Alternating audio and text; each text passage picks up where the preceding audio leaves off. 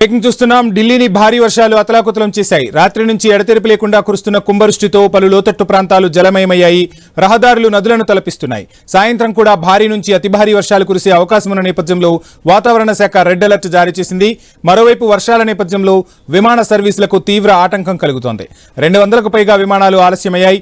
వర్షం కారణంగా కనౌట్ palace, Madhura road, Bharat మండపం తదితర ప్రాంతాల్లో భారీగా నీరు చేరింది. దీంతో వాహనదారులు, స్థానికులు తీవ్ర ఇబ్బందులు ఎదుర్కొన్నారు. ఇక ఢిల్లీ అంతర్జాతీయ విమానాశ్రయం నుంచి రాకపోకలు సాగించే దాదాపు 210 విమానాలు ఆలస్యంగా నడుస్తున్నాయి. వర్షాల నేపథ్యంలో ఢిల్లీ ఎయిర్పోర్ట్ అడ్వైజరీ జారీ చేసింది. విమాన సర్వీసులకు సంబంధించి ప్రయాణికులు ఎప్పటికప్పుడు తమ ఎయిర్లైన్ల నుంచి తాజా సమాచారం తెలుసుకోవాలని సూచించింది.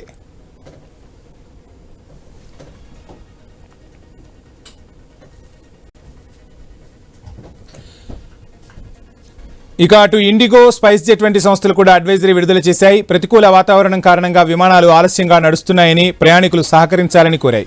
ఉరుములు, మెరుపులతో కూడిన భారీ వర్షం కురిసే అవకాశం ఉందని వాతావరణ శాఖ అంచనా వేసింది. దీంతో దేశ రాజధానికి రెడ్ అలర్ట్ జారీ చేసింది.